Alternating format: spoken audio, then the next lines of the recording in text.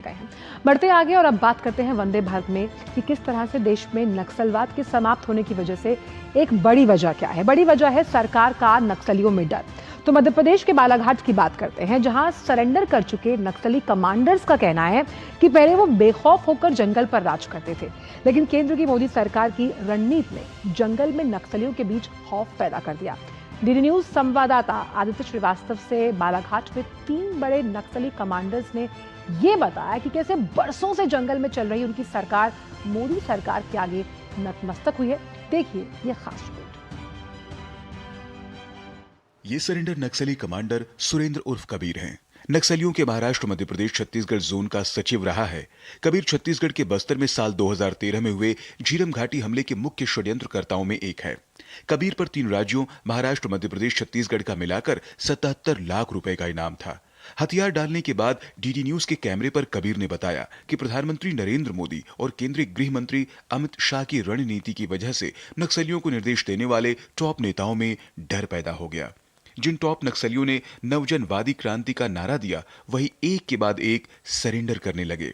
एक तरफ तो केंद्र राज्य सरकार प्लानिंग के ऊपर प्लानिंग लाया है, वो सक्सेस हो गया। इसी में इस समय वर्तमान में अमित शाह जी ही नहीं तो मोदी जी है। अगर हम जैसे लोग खुद लोगों को लिए भी सोचने के लिए मजबूर होना पड़ा। ये लास्ट में हमारे बड़े बड़े नेता लोग भी पीछे हट रहे हैं। एक तरफ तो फिर कैडर भी पीछे हटने शुरू हो गए। एक आखिरी ऐसा होते होते एकदम लास्ट हो गए, अभी पूरा खत्म ही हो गए जैसा। तो अब इनसे मिलिए। यह है राकेश होडी, महाराष्ट्र, मध्य प्रदेश, छत्तीसगढ़ जोन के ही स्टेट जोनल कमेटी मेंबर रहे।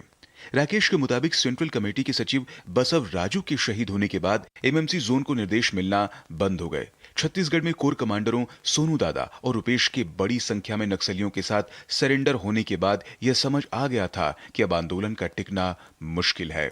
ऐसे में सरकार की सरेंडर नीति ही अंतिम विकल्प है। सेंट्रल कमेटी का जो अपना सचिव था बसव राजू, वो शहीद हो गए।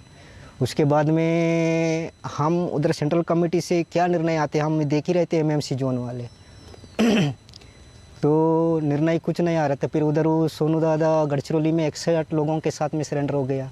फिर उसके बाद तुरंत वो रुपेश 210 लोगों के साथ सरेंडर हो गया। तो मेरे को तो ऐसे लग रहा था अभी तो आंदोलन टिकना मुश्किल है और आगे बढ़ना भी मुश्किल दिख रहा है। अभी सीसी जा रहे, तो हम क्यों यहाँ रहना है। वही गोंदिया राजनांदगांव बालाघाट डिवीजन की कमेटी मेंबर रहे दीपक उर्फ सुधाकर का कहना है कि भाजपा की सरकार आने के बाद जंगल में फोर्स का मूवमेंट बढ़ गया। नक्सलियों को लगने लगा कि यह सरकार आंदोलन को कुचल देगी। तो भारतीय जनता पार्टी की सरकार है। भारतीय जनता पार्टी की सरकार आने के बाद में तो मूवमेंट बढ़ा दी है। ये तो और भी बढ़ाने लगी है अपने आंदोलन को कुचलने के लिए। तो कुचलेगी, डर थी ज़्यादा से ज़्यादा। डर ये चौकियाँ आने के बाद ही डर हुई। हम कहाँ एम्बुस लगा के बैठेंगे, कहाँ हम फंसेंगे, कहाँ क्या होगा, ये तो रहती थी अपने। किसी भी सशस्त्र आंदोलन की असली ताकत सिर्फ उसके हथियार नहीं होते, उसकी असली ताकत होती है उसका संगठन, उसका मनोबल और उसकी विचारधारा पर विश्वास। लेकिन जब यही तीनों कमजोर पड़ने लगे तो सबसे मजबूत दिखने वाला ढांचा भी अंदर से दरकने लगता है। नक्सलवाद के साथ भी कुछ ऐसा ही हुआ।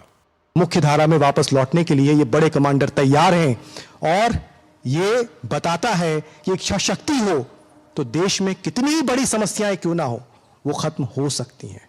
कैमरामैन चंद्रमोहन के साथ और मेरे सहयोगी सारंग के साथ आदित्य श्रीवास्तव, डीडी न्यूज, बालाघाट।